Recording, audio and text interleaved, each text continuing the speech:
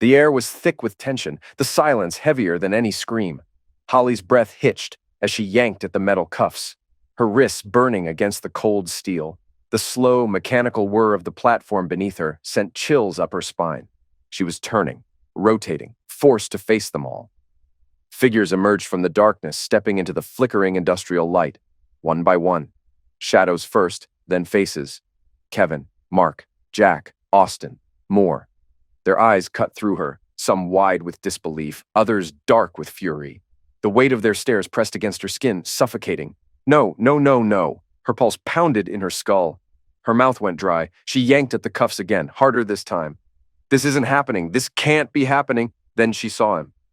Tom, standing at the edge of the light, watching, waiting. His presence sucked the air from the room. He wasn't yelling. He wasn't furious. He was worse. Calm, patient, like a man who had already won. He lifted his phone, camera locked on her, recording. "You always loved the chase," Tom murmured, his voice even, almost gentle. "Let's see how it feels when you're the one being hunted." Holly's heart stopped. The platform lurched. The lights above her buzzed, blinding. The world spun. And in that moment, she knew she wasn't walking away from this. Not tonight, not ever. Weeks earlier, that morning was quiet. Still. Sunlight filtered through the blinds, painting golden stripes across the walls. Outside, a light breeze rustled the old maple tree, carrying the crisp bite of early autumn in suburban Chicago. Tom Harrison's life changed forever on Saturday, September 25th. That morning, the world around him was profoundly still, as though it hadn't yet decided to fully wake up. The early sun filtered through the blinds in long, golden stripes, cutting across the bedroom walls in neat segments of light and shadow. Outside, suburban Chicago looked like a postcard of calm. The old maple tree in the front yard shuffled its leaves in a gentle breeze, and the crisp air carried the faint smell of early autumn. It was the kind of day you could almost see the heat of summer giving way to cooler winds, the shift poised on a delicate balance. Tom stirred in bed before Holly did, which was nothing new. He'd been a chronic early riser his entire life, partly from habit, partly from the anxiety that came with running his own small empire of coffee shops. Always more to do, always something to plan. He turned over to look at Holly for a moment. Her hair was scattered across the pillow in soft coils, and the steady rhythm of her breathing gave him a small measure of comfort. They'd been married for 6 years, but he still felt a bolt of gratitude whenever he really looked at her. It was the kind of awe that said, "How did a guy like me get a woman like her?" He slipped quietly out of bed, careful not to disturb her. Passing by the window, he noticed a hawk circling in the distance, gliding lazily on the updrafts. The house creaked in the mild wind, the way older houses sometimes do, like an old friend clearing its throat. He walked into the kitchen and flipped on the coffee maker, the comforting hum and gurgle immediately filling the space with a rich, nutty aroma. In the half-light of the kitchen, he found a sense of peace in the routine of preparing breakfast. It felt like a small offering to the day, a normal ritual that grounded him whenever life got frantic. He cracked eggs into a bowl, whisking them until they foamed yellow, then tossed in bacon strips on the sizzling pan. 2 slices of toast, a pat of butter, and strawberry jam, Holly's go-to. He thought about the last few weeks, how they'd been so busy and hardly had any real time together. She'd been traveling more often for her floral boutique, attending trade shows, meeting new suppliers. He'd been expanding his coffee chain across Illinois, inking deals with local property owners. They were moving in parallel directions, side by side, but sometimes Tom worried they weren't truly intersecting anymore. A soft, shuffling sound in the hallway pulled him out of his thoughts. Holly appeared at the kitchen entrance, wearing her fluffy robe, hair still a tangled cloud of bedhead. She looked at him with a half smile, eyes warm but drowsy. "Smells amazing," she said, her voice still low from sleep. She settled onto a wooden chair at the small breakfast table, letting out a gentle sigh. The kitchen light made her eyes look brighter, reflecting little flecks of gold. He returned her smile. "Can't send my wife off on an empty stomach," he teased, dividing the eggs onto 2 plates. She reached for his hand when he joined her at the table, and he let his fingers close over hers. He couldn't help thinking, even with all the hustle, the uncertain tension he sometimes felt, he still adored her. He adored the softness of her voice, the shape of her smile, how she laughed at his dumb jokes. He'd never imagined he could be so lucky. The domestic stillness of the moment was a welcome distraction from the anxious buzz that usually filled his mind. They ate slowly, trading comfortable small talk. Holly teased him about how he always insisted on checking things twice: her phone charger, the jacket she was bringing, the plane boarding pass. He teased back that he'd keep reminding her of things until they were both 90. She laughed in that easy musical way that never failed to melt a piece of his heart. It felt good. Simple, unforced. "It's just 3 days, Tom," she said, finishing up her coffee with a final content sip. "You won't even notice I'm gone." He forced a playful grin. "I'll notice the silence," he said. But in his head, he thought, "The house feels empty the minute you're out the door." By noon, Holly was zipping up her suitcase in the living room, double-checking everything. She pulled on her favorite black jacket over a thin, beige sweater, an outfit that always struck Tom as effortlessly classy. There was a certain natural elegance to her, as though she never had to try too hard. He admired her for that. He stood near the window, peering out between the curtains at the quiet street. It was a calm neighborhood, the kind where people prided themselves on manicured lawns and friendly nods if you happened to be outside at the same time. It gave Tom solace, knowing that their home was in a place like this. At exactly 1 p.m., a yellow cab rolled up to the curb. The driver, a balding man in a Cubs cap, got out and popped the trunk, ready to stow her suitcase. Tom felt a subtle pinch in his chest. He never liked her leaving, even if she was just crossing state lines for a few days. He followed her onto the porch, where the breeze carried the faint scent of gasoline from the cab's exhaust and that crisp autumn bite that spoke of changing leaves. She slipped her arms around him, and he breathed in her perfume, a light floral scent that made him think of springtime. "Tell Janet I said hi," he murmured, pressing his lips softly to her temple. "Come back soon. I'll miss you." She pulled back just enough to look at him. "I miss you too," she whispered, smiling gently before giving him a warm, quick kiss, the same way she always did right before getting into a cab. He watched her climb into the back seat, the driver shutting the trunk with a quick slam. The cab pulled away, disappearing around the curve in the road until all Tom could see were the receding red taillights. Time always felt heavier whenever she was away. At 2:20 p.m., his phone vibrated with a text. "Just boarded, love you." He couldn't help smiling, tapping out his quick reply. "Safe travels, love you too."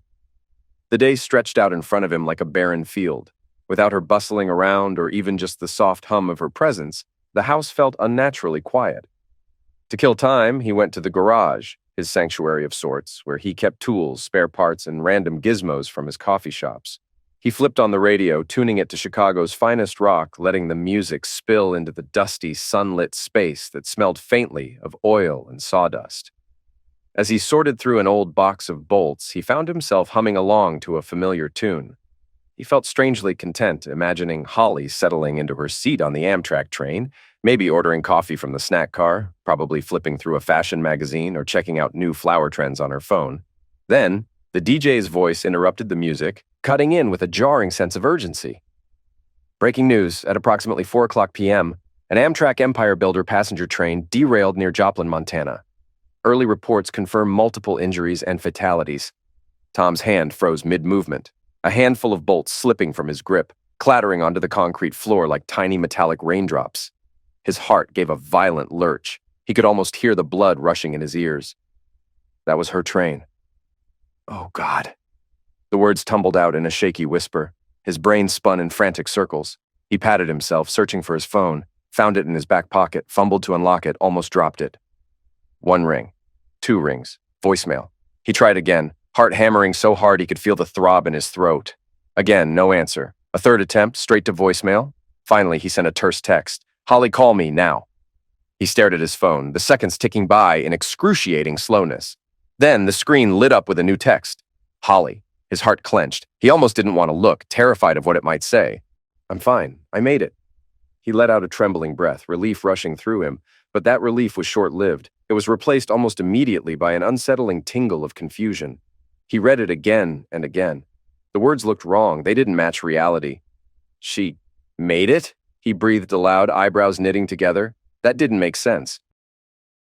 The next second, he was thumbing the call button. This time, the line rang 3 times before she answered. "Hey, love." Her voice sounded light and almost cheerful, far from the panic he would have expected after a derailment. He had imagined sirens wailing, frantic announcements, terrified passengers. Tom squeezed his eyes shut, pressing a hand to his forehead. "Holly, thank God. Are you okay? Are you hurt?" "I'm fine," she said. "Why are you so worried?" He raked his fingers through his hair, breathing deeply to keep his voice steady. "Your train derailed, Hall. It's all over the news. People are dead."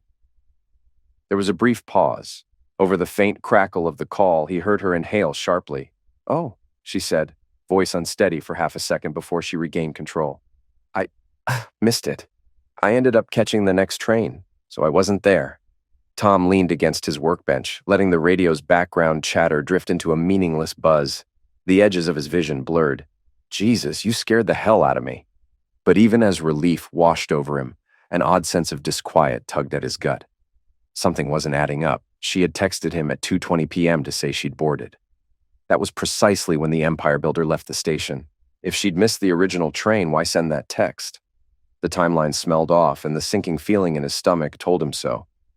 "Look," she said softly, as if sensing his unease. "I'm fine, okay? I'm so sorry you worried. It's just been a crazy day. I'll call you when I get to Janet's." He forced himself to speak. "Okay," he whispered. "Just be safe." They hung up. Tom stared down at the phone, which now felt heavier than any tool in the garage. If Holly had missed her train, she would have said so right away. She had texted him as though everything was normal, and only after the derailment hit the news did she claim she'd taken another train. His thoughts spiraled, a swarm of wasps in his skull. Lies. He recognized them by the small cracks in the story. He checked the time. By now, Holly should be en route to her sister's. He waited an hour, pacing the garage, ignoring the music and occasionally picking up random bolts only to set them right back down. Sweat beaded on his forehead, even though the air was cool. Finally, he dialed Janet's number. "Hey," he said the instant she picked up. "Can you put Holly on the phone for a second?" A tiny, loaded silence.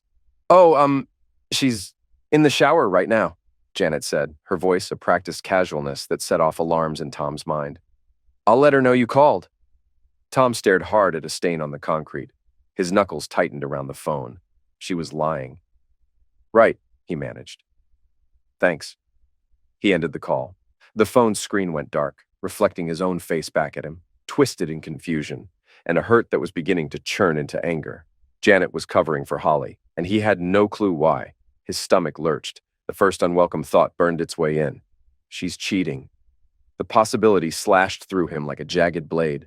For a moment, he stood there, hands trembling, eyes shut, as though he could refuse to let this possibility sink into his bones.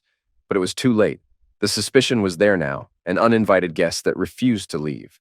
That night, Tom was in bed, but not really sleeping. The house was dark, every creak and sigh of the old structure amplified. He lay on his back, staring at the ceiling in the muted glow of the street lamp outside. His mind was a minefield of anxious thoughts, each one ready to detonate the moment he dared inch closer to certainty. He got up, wandering the house with aimless footsteps. He didn't flick on a single light, not wanting to shatter the fragile stillness or break the illusion that everything was normal. Eventually, he found himself in the small study Holly used for paperwork, her laptop, and the various receipts she kept for her boutique. The faint smell of her perfume lingered, making him dizzy with memory and worry. Quietly, he opened her desk drawer. Inside, he found a pile of business cards, half-used notebooks, random receipts for flower shipments. Then a photo. The sight of it jolted him. It was from 6 years ago when they were freshly in love. They were on a small boat, somewhere on Lake Michigan, big smiles plastered on their sun-warmed faces. She'd been wearing a casual summer dress, while he clutched a fishing rod with a triumphant grin. The memory of that day flickered in his head, the fish she'd caught, the way she'd screamed and nearly dropped it, and that unstoppable laughter they'd shared afterward. His thumb traced the edges of the photo. If she's lying to me now, was any of that real?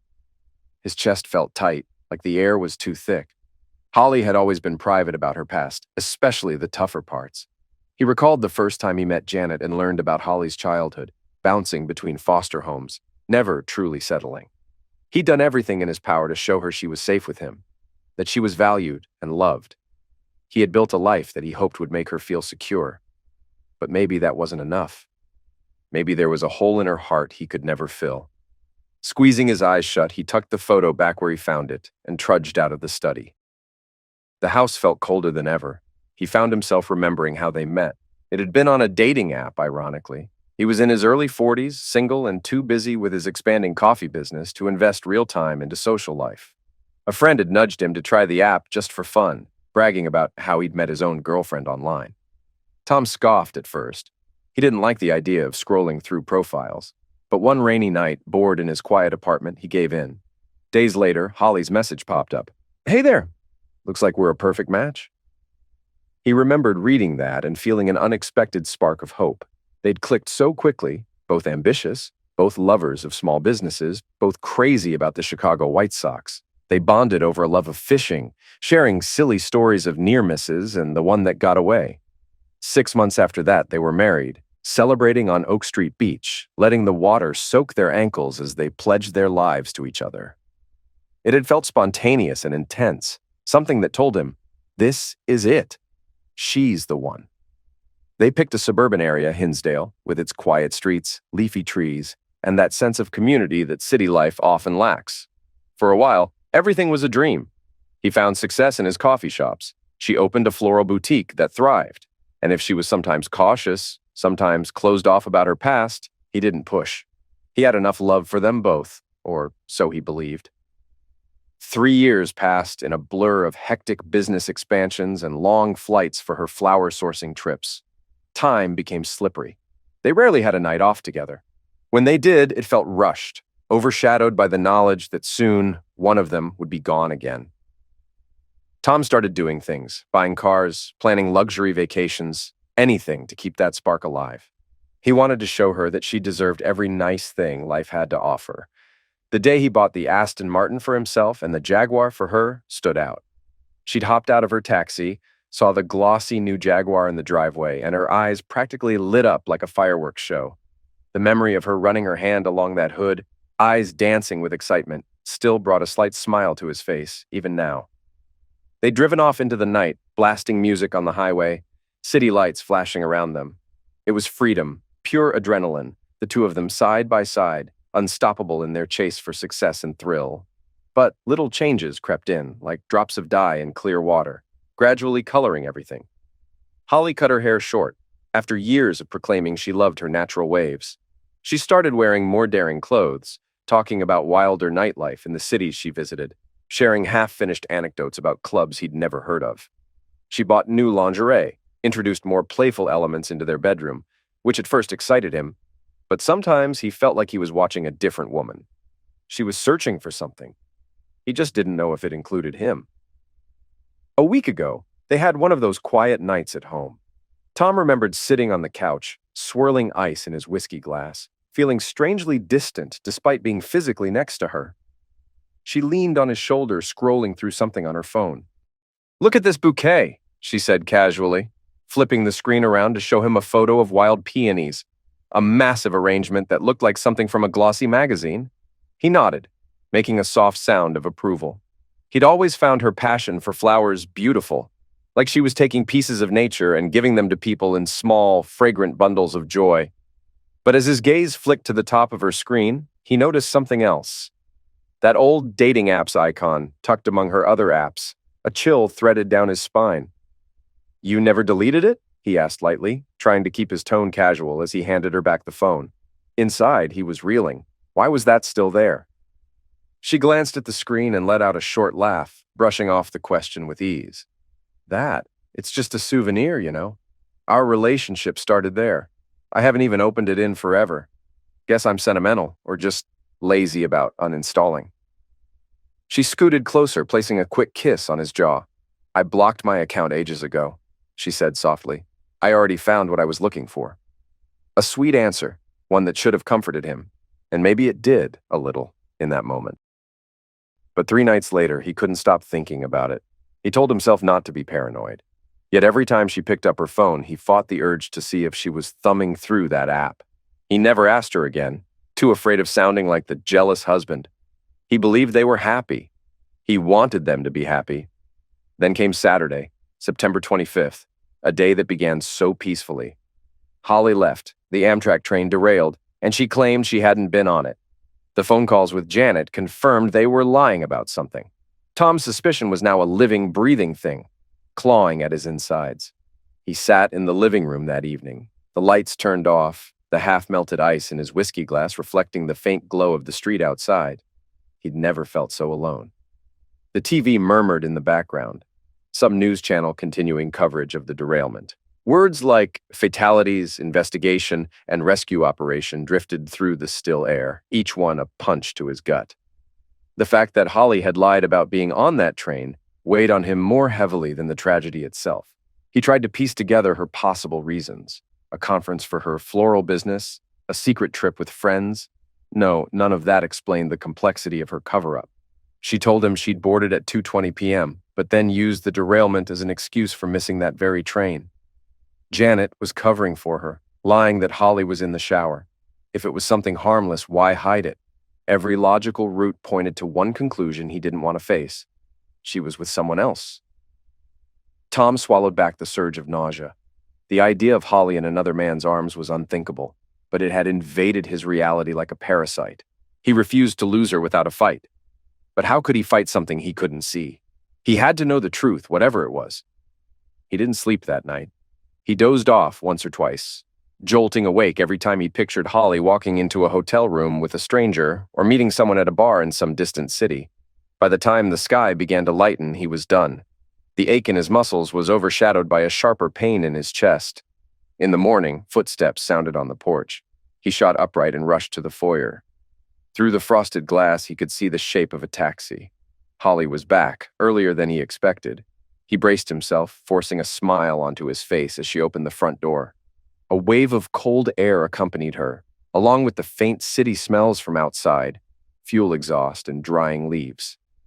"I'm home," she called, sounding almost cheerful, as if she were returning from a carefree weekend. She stepped inside, setting her small suitcase by the door. She was dressed in dark jeans and a stylish coat, her hair neatly brushed, though he could see hints of tension behind her bright eyes. He swallowed. "Hey," he said softly, holding out a cup of coffee he'd poured for her moments ago, anticipating her arrival. "How was Wisconsin Dells?" She wrapped an arm around his waist, leaning in to kiss him on the cheek. "Pretty good," she said, sipping the coffee. "Janet says hi. We mostly just relaxed. Nothing crazy." He nodded, forcing a neutral expression. "She's lying so easily." "I'm glad," he muttered. "I was starting to worry when I heard about that derailment." Holly waved a hand dismissively, her tone too breezy. "I told you, I missed that train. Lucky me, right?" She flashed a quick smile. "Anyway, I'm exhausted. I might take a nap, but maybe we can do something nice tonight. Dinner?" He exhaled slowly.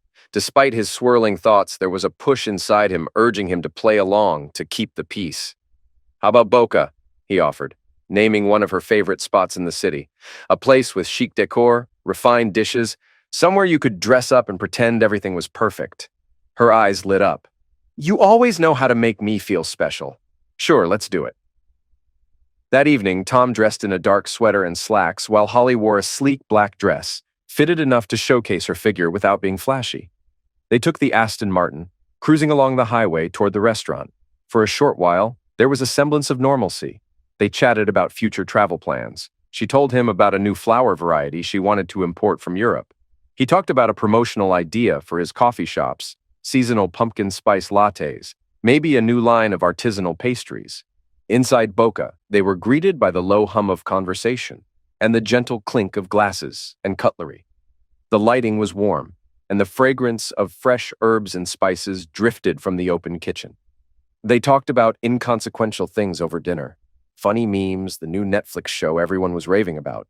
If Tom ignored the twist in his gut, it almost felt like old times. She looked so comfortable, her laugh coming easily. She even reached across the table a couple of times to brush her fingers over his hand. He hated that he couldn't enjoy it fully. A voice in his head kept reminding him of the app icon he'd seen on her phone. The lies about the train, the flustered stammer in Janet's voice. Still, he forced himself to smile through dessert, because the alternative was to start an ugly confrontation right there in the restaurant. Part of him feared that if he pressed too hard, she'd vanish from his life. Another part of him just wanted to rip the truth out of her, consequences be damned.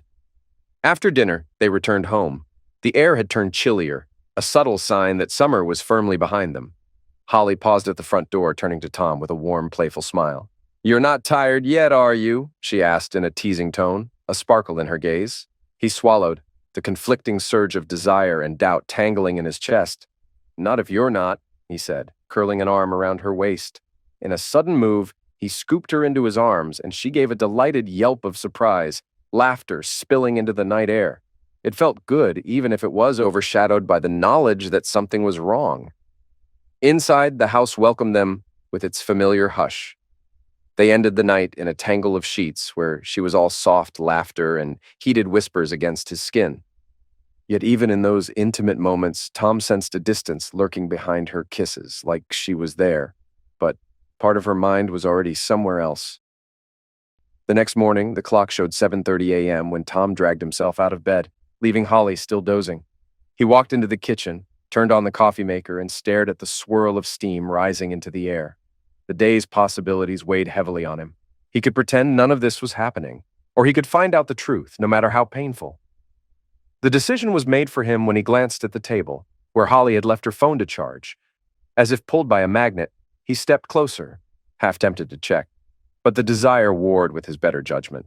He heard her stirring in the bedroom, so he backed away, unwilling to cross that final privacy line just yet. Soon after, she left to run errands, something about needing supplies for the shop, maybe new ribbon or vases. The moment she was gone, he felt the tension in the house tighten like a coil. He could no longer ignore that constant prickle of dread. He grabbed his own phone. His hands felt clammy as he opened the app store. His heart hammered as he typed in the name of the dating app, the same one where he'd first met Holly. A swirl of nauseating irony seeped through him. He never thought he'd find himself here again, not after everything. The app downloaded with a bright little icon, so cheerful and harmless looking. He opened it, his mind racing. A new account. Fake name, fake photo. He chose something generic enough to blend into the background of countless other men searching or prowling or just passing the time. He took a few shaky breaths, tapped the final button, and the interface greeted him with an onslaught of potential matches in his area. Within seconds, the memory of Holly's picture on his phone, her brand new dress, that lively grin, flashed in his head. "Please don't be here," he begged silently. "Please don't be here." He typed her name into the search field, or at least the name he knew she'd likely use if she was hiding. Another wave of nausea churned in his stomach. The app spun, searching. 1 second, 2 seconds, 3, then the screen populated. Her photo. Recent, possibly taken only weeks ago, wearing that sleek dress he'd bought for her birthday last month. She had her hair styled in that new shortcut. She looked radiant, confident, maybe a little sultry. And it wasn't an outdated profile. It was active. The words beneath her name read, "Open to new adventures." Tom's vision swam. A spike of cold fear sliced through him, followed by a hot flash of anger. His breath caught in his throat, his chest tightening until it was painful to inhale. He stared at the profile for a long moment, uncertain what to do. Part of him wanted to fling the phone across the room because seeing her face there, advertising her availability to strangers, was the most brutal confirmation of his worst fears. Should he confront her right this second? Pack her things? Call a lawyer? A swirl of confusion, heartbreak, and betrayal erupted inside him like a storm, but he forced himself to calm, to think clearly. Acting impulsively might blow up in his face. He needed facts. He needed something more concrete. "Maybe there's an explanation," the last sliver of denial whispered. But the rest of him knew better. He tapped on the messenger icon, typed out a simple, harmless greeting from his fake account. "Hey, beautiful smile." Then he hit send, feeling his pulse pound like a war drum against his ribs. He waited. Seconds felt like hours. He began to think maybe she wouldn't respond. Maybe the profile was old, and she'd just never taken it down. That would be a mercy. He clung to it as though it might save his sanity. But then, his phone buzzed. "Holly. Thanks. What's your name?" A hollow sensation spread in his chest, as if someone had scooped out his insides and left him empty. His hand trembled around the phone. Reality had never felt so harsh, so impossible to deny. She was cheating. Or at least she was looking to cheat, flirting with possibilities outside their marriage. The woman who kissed him goodbye, who made him coffee, who told him she loved him, was at that very moment responding to strangers on a dating app. This was the beginning of the end. Tom had no idea where to start with his revenge. It wasn't like he could just Google, Hire a guy to seduce your wife. He'd never anticipated doing anything so twisted. But after discovering Holly's affairs, he couldn't turn away from the blazing anger that consumed him. The betrayal ate at him night after night, making his thoughts dark and destructive in ways that scared him. Yet there was also a cold part of him, a calculating sliver of his soul that told him to do this carefully, methodically, so she'd never see it coming. He was sitting at a local dive bar on a Tuesday evening, whiskey in his hand, staring at the swirl of ice in the amber liquid. The jukebox in the corner played an old rock ballad, and the heavy scent of stale beer hung in the air. He barely noticed the worn red upholstery of the stool beneath him. All he could think about was Holly and the unrelenting question: who would she fall for next? If he was going to set her up, he had to pick the right bait. Age, looks, personality, interests. What kind of man would make her lose control and reveal her true self, beyond all her cunning and illusions? Then it struck him. Lucas. Tom had met Lucas maybe twice in passing. The young man was the younger brother of Drew, one of Tom's most loyal cafe employees. Lucas was a theater student at a small arts college downtown, an aspiring actor who'd booked a few small commercials but was always strapped for cash. More importantly, he looked the part. He had that magnetic confidence, that too handsome face. He could play any role he wanted, adapt like a chameleon. If anyone could tempt Holly in a foolproof trap, it was this kid. With a final gulp of whiskey, Tom pulled out his phone and searched for Lucas's social media profile. A few photos popped up, Lucas smiling at auditions, Lucas holding a clapperboard on a small film set. He definitely had the kind of charm Holly would go for. Tom typed out a message. Lucas, hey, it's Tom Harrison, Drew's boss. I've got an interesting job for you. Not a movie, but you'll need to play a role, a very well-paid one. If you're interested, let's meet ASAP. He pressed send and felt a mix of excitement and guilt swirl in his gut. He imagined for a moment the look on Holly's face when the final trap snapped shut. Part of him felt sick. He'd never stooped so low before. But the thought of her ongoing deceit overrode any sympathy. She made a fool of me, he reminded himself. She lied, manipulated, cheated. She deserves every bit of this. A response from Lucas buzzed in almost instantly. Hey, Tom, intriguing. Details. Tom's lips quirked in a humorless smirk as he typed, I'll explain in person. Meeting tonight would be best. He sent the address of a bar on the edge of town, a quiet place he'd chosen for privacy. Then he downed the remainder of his whiskey, the burn sliding down his throat and coiling into a bitter warmth in his stomach. First move, made. They met later that same evening at a small watering hole far from the center of Chicago's typical nightlife. The sign flickered overhead, half the neon letters dead. A couple of pool tables sat in the back, the felt worn away from years of cheap beers and cigarette ash. Tom spotted Lucas right away, tall, lean, dressed in fitted jeans, a leather jacket, and a confident air that radiated from him. He was the kind of guy you'd expect to see stepping onto a stage under bright lights. As soon as Lucas saw Tom, he slid onto the bar stool beside him and ordered a draft beer. So, Lucas asked after taking the first sip, what's the role you want me to play? Tom sized him up one more time. He had to be sure. Lucas had the posture of someone used to applause, the subtle tilt of his chin, the easy set of his shoulders. Perfect. Tom settled his elbows on the worn bar top. You any good at acting? Tom asked, letting his words come out slow, testing. Lucas shrugged with a smirk. I've landed a few small commercials, auditioned for bigger things. I get by. Tom rotated his glass in his hand. What if this role isn't for a production? It's for real life. Lucas raised an eyebrow, curiosity flickering in his gaze. Real life, huh? Sounds like a reality show. What's the genre? Revenge, Tom said flatly. Lucas's smirk deepened, but his brows drew together. Revenge on who? Tom stayed quiet for a heartbeat. My wife. Lucas set his beer down, not too gently. Whoa, seriously? Tom didn't flinch. She's cheating, lying. It's bigger than a fling. I've got proof she's been doing this for a long time, roping in men, conning them, maybe even scamming them for money.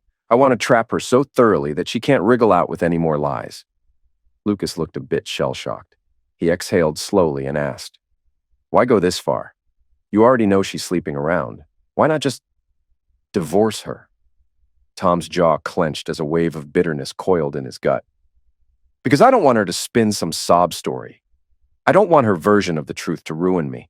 I want her caught on camera in front of her other lovers, so nobody can doubt what she's been doing. His knuckles whitened on the glass. I want them all to see who she really is. Lucas tapped his fingers on the scarred bar top. He finally said, So I'm guessing you want me to seduce her, make her trust me? Tom gave a curt nod. Exactly. I want you to be the kind of guy she can't resist. You'll string her along, set her up. I'll take care of the rest. Silence stretched between them, broken only by the distant crack of pool balls in the back and the hum of dim overhead lights. Eventually, Lucas spoke. It's insane, but if you're paying... Tom grabbed a napkin, jotted down a large sum, and slid it over. Lucas lifted it close enough to see the number under the bar's faint glow, then let out a low whistle. Holy... Yeah, that's more than I'd make in a year's worth of commercials, Lucas said, disbelief tinging his voice. So we do this. And then I walk away with that? Tom's eyes glinted. Yes, you just have to follow my lead, and when the time comes, we spring the trap. Then you're free. Lucas swallowed, nodding. All right, man, I'm in. Tom took a deep breath. Good. Now, I'm going to tell you everything you need to know about her. Her likes, her weaknesses, the lines that work, the little gestures that drive her crazy. Lucas listened carefully, occasionally typing quick notes in his phone. Tom explained how Holly was addicted to the thrill, the secret phone messages, the seductive tasks, the elaborate scenarios that made her feel powerful. He described the subtle ways she tested men, how she teased them just enough to spark obsession. This is her profile, Tom said, opening the dating app. Check out what she wrote. Open to new adventures. She's not even subtle. Lucas angled the phone, reading with a faint smirk. Wow, okay, let's set up my account. They worked on it for nearly an hour, crafting a bio that would hook someone like Holly. I don't play by the rules. Life's more fun when you make your own. I like when conversation turns into a challenge, and the night doesn't end where you think. If you know how to take risks, let's see how far we can go. Lucas uploaded a few of his professional headshots that radiated confidence. Then, with a final click, he tapped search. Holly's profile was the first to appear, fresh and bold. Lucas snorted. Man, so she's just out here waiting to be caught. Tom said nothing. He just gestured at Lucas's phone. Lucas typed a short, intriguing first message. I saw your profile. Let's talk about these new adventures. They sat there, breath held, waiting to see if she'd respond. Tom's stomach twisted. Even though I know how she is, even though I expect her to answer. A soft ding chimed on Lucas's phone just seconds later. Tell me more. Lucas stifled a laugh and looked at Tom, whose face was grim. I guess we're on. Tom raised a hand. Not too fast. Let her wait. Anticipation is half the thrill for her. Lucas locked his phone. Sure, I'll follow your lead. Tom swirled the last of his whiskey. The barest trace of a smile touched his lips. Then let's make it convincing. Over the next several days, Tom choreographed every message Lucas sent to Holly, controlling the pace of her descent into the trap. He knew exactly how to tug at her hidden desires, how to push her into chasing that rush. Holly responded like a moth to a flame, initially cautious but eager, the same method Tom had seen in her old messages to other men. But while Lucas reeled her in, Tom had his own moves.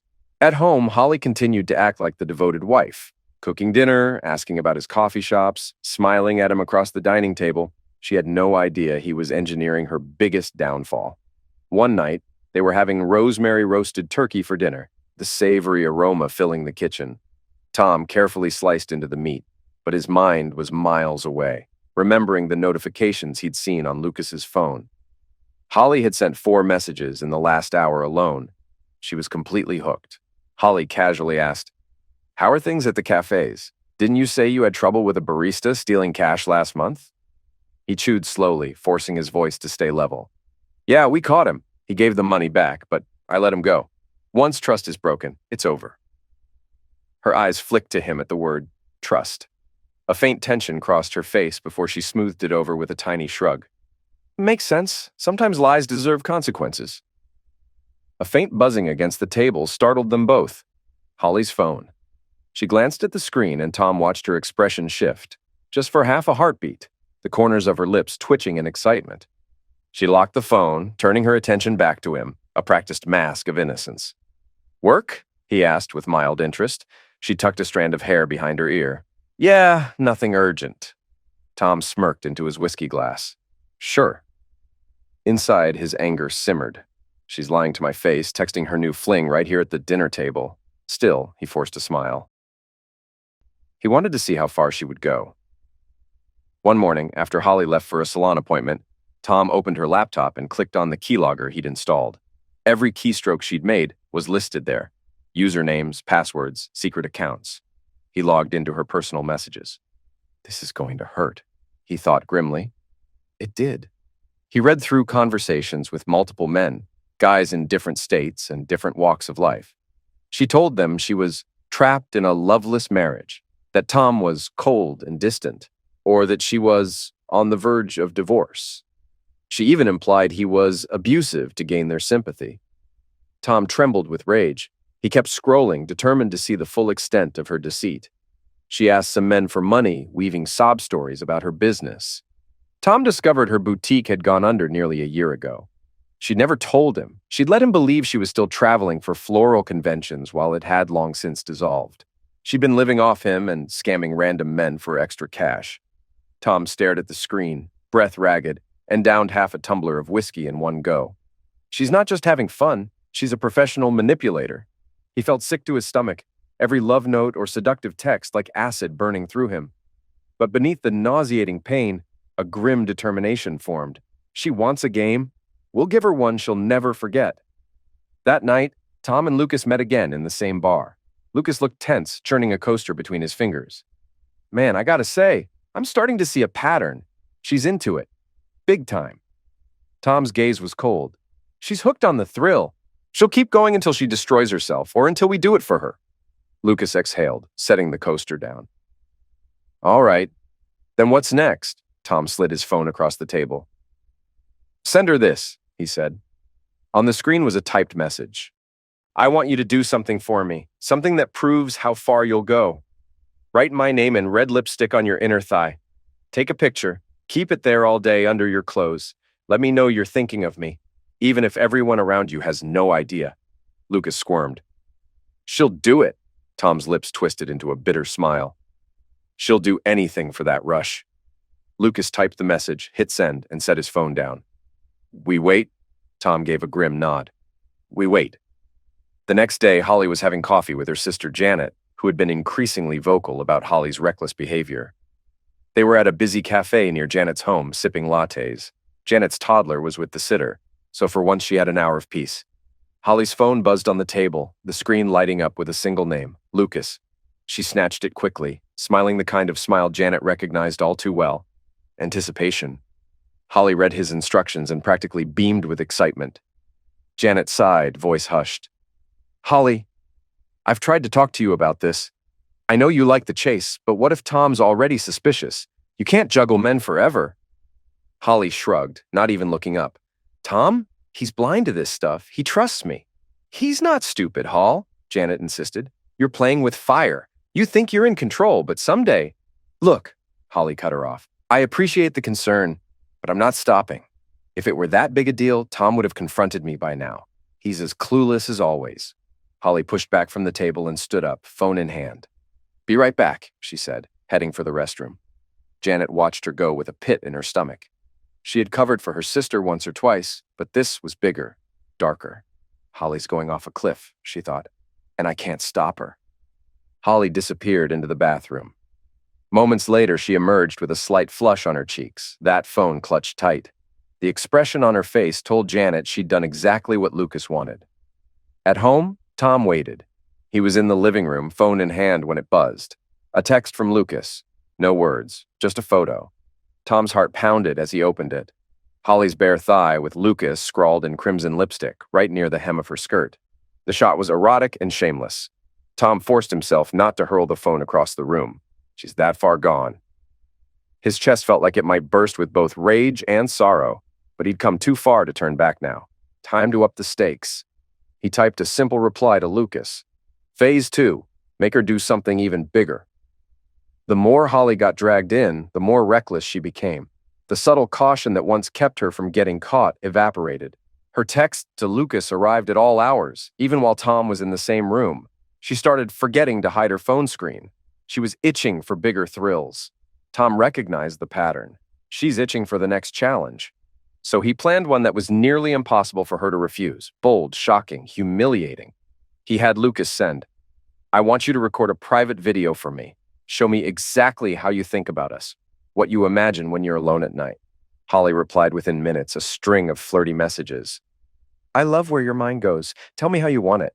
Then she sent a sensual photo, just a teaser. Tom's stomach twisted. He knew she'd do the full video soon enough, and she did. While Tom was supposedly at a late meeting, Holly used the bedroom, setting her phone at the perfect angle. But Tom had set up hidden cameras in that very room weeks ago. She thinks she's so secretive. Tom found the footage that evening, pulled the small camera from its hiding spot, and watched just enough to confirm she'd gone through with it. He felt an icy hollowness in his chest. She's truly lost in her own fantasy.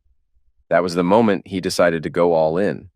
Revenge required a spectacle, something that left no doubt in anyone's mind who Holly was and what she did. Tom crafted a plan so elaborate it felt surreal. He spent hours making calls, scheduling an unusual rental space in an old industrial building near Wrigleyville. The top floor boasted a wide, open area that once housed an eccentric artist's installations, complete with bizarre mechanical sculptures, and famously, a large rotating circular platform once used for performance art. Tom learned about it through a contact who specialized in underground events. It'll do perfectly. Next, he quietly reached out to the men in her life. He posed as Holly on each account, inviting them all to a very private, exclusive get-together in Wrigleyville, 9 p.m. sharp, promising them something special, something life-changing. Most of them jumped at the chance. No questions asked. She teased each one with illusions of a magical evening, and they were all hungry for that final reward. Finally, he prepared the final instruction to Lucas, who by now seemed half fascinated, half horrified by Tom's meticulous cruelty. "Tell her to dress in something easy to remove. Step by step, she'll follow clues into the building until she's wearing almost nothing but a negligee. We'll have the rotating circle ready at the top floor." Lucas responded, "Wow, you're sure about this?" "It's next level," Tom typed back. "Trust me, she'll go for it." The trap night arrived. Holly told Tom her usual lie. "I've got to check on the boutique. My manager's calling in sick." Tom gave her a tight smile. "Take your time," he said.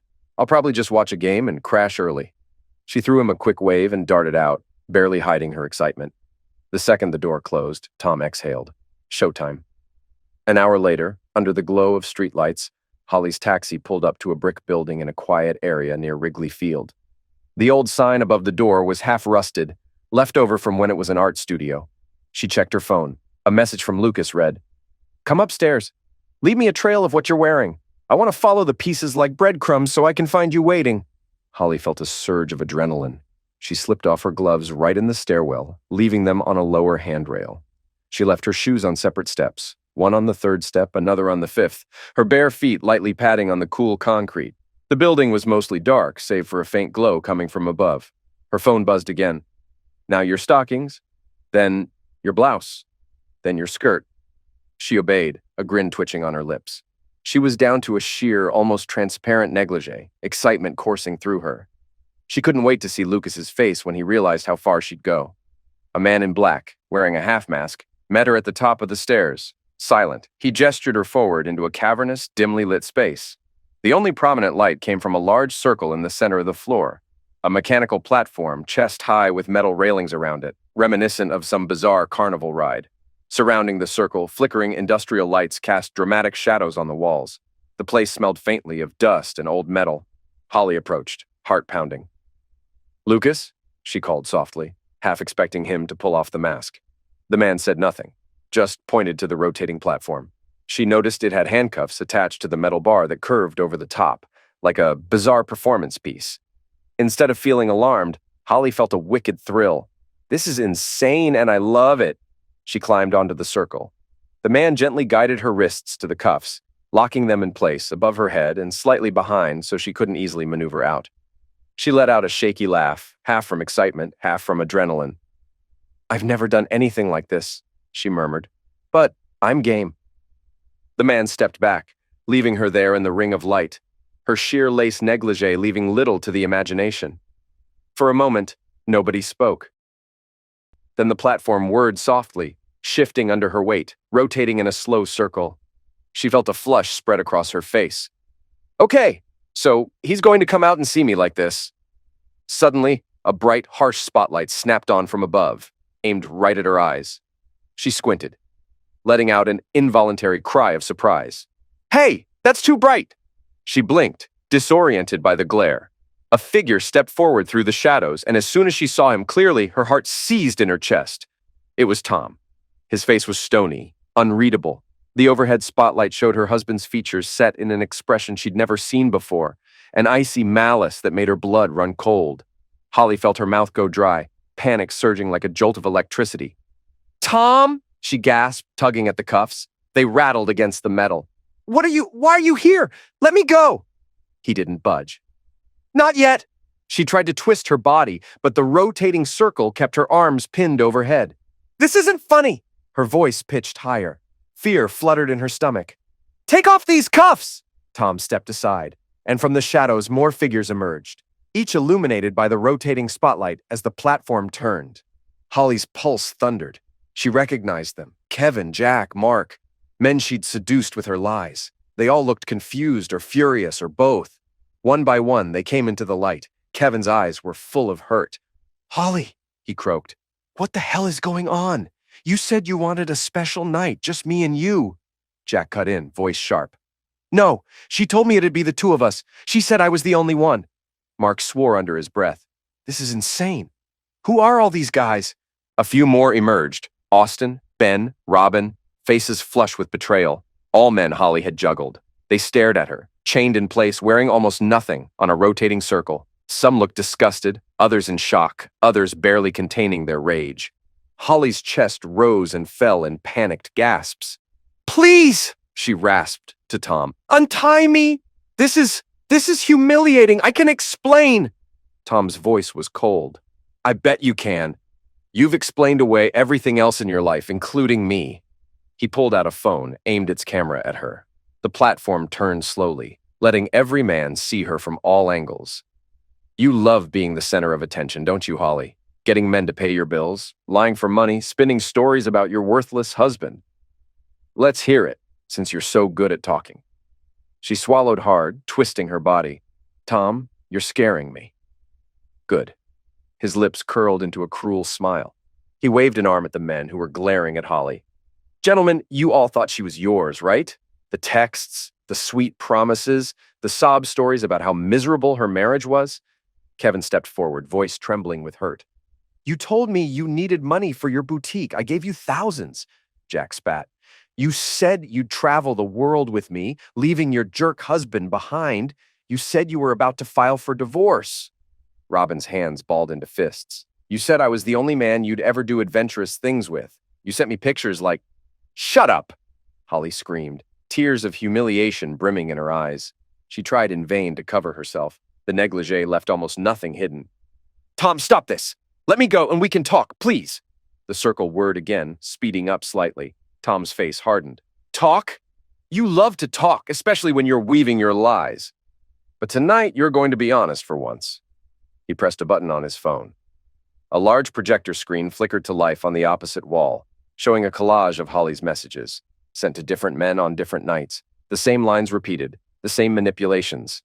Then a video popped up, her own phone camera footage. The men watched as on-screen Holly called Lucas's name in a sultry voice. "Is that how you got me?" Kevin asked bitterly. "Was I just one more name on your list?" Holly's voice cracked. "Kevin, wait!" Her cheeks flamed as she watched the damning evidence spill onto the screen. The men all saw it, the kisses, the skimpy photos, the money transactions. Then it cut to screenshots from her dating app chats.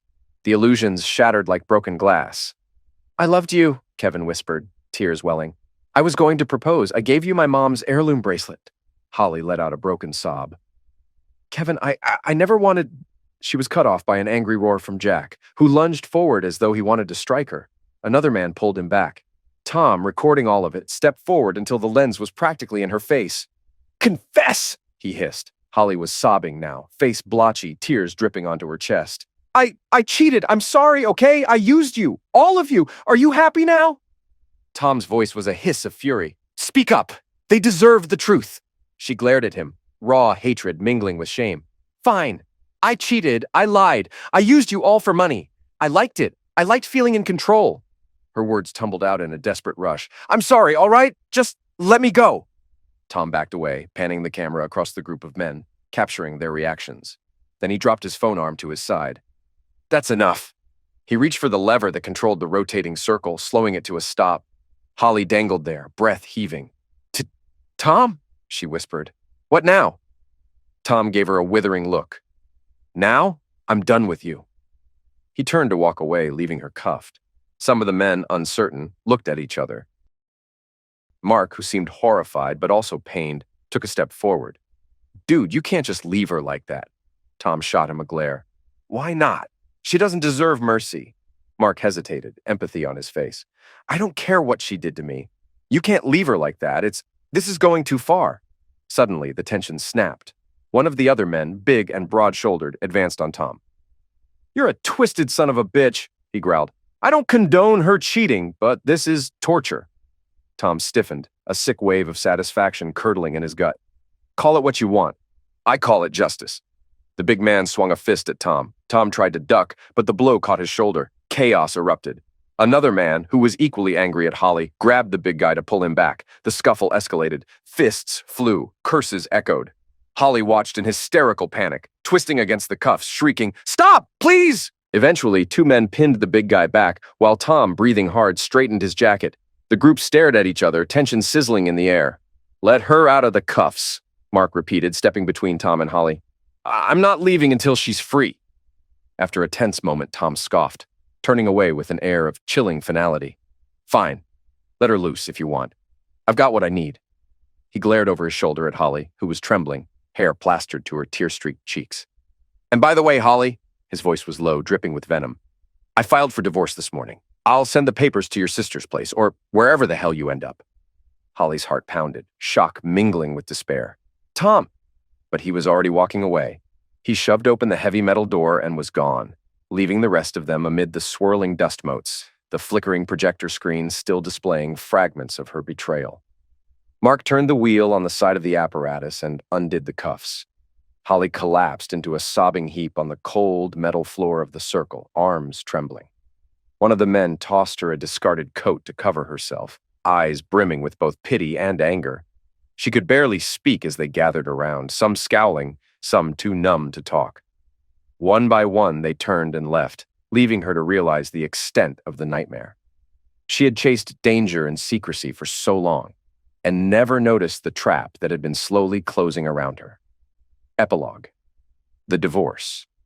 Barely a week later, Tom sat in his attorney's upscale office, signing the final batch of documents. He felt strangely hollow. A dull sense of relief maybe, but no real happiness. What is there to celebrate? 6 years of marriage reduced to a stack of paperwork.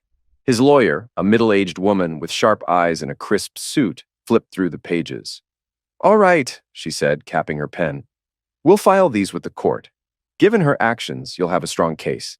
She can't dispute much without the evidence you provided." Tom nodded. The evidence. The damning videos. The photos of Holly's multiple lovers. The texts. He had it all. The settlement would be heavily in his favor. "So that's it," he said, standing up. "We're done?" She gave a small sigh. "Technically, it'll take a couple of months to finalize, but yes. She has zero grounds to contest after that display." He thanked her and walked out into the brisk Chicago afternoon. Months later, they divorced. The news spread among friends and acquaintances, each one either stunned or whispering behind Tom's back. Holly's sister Janet tried to call him multiple times, only to be met with silence. He was done with all of them.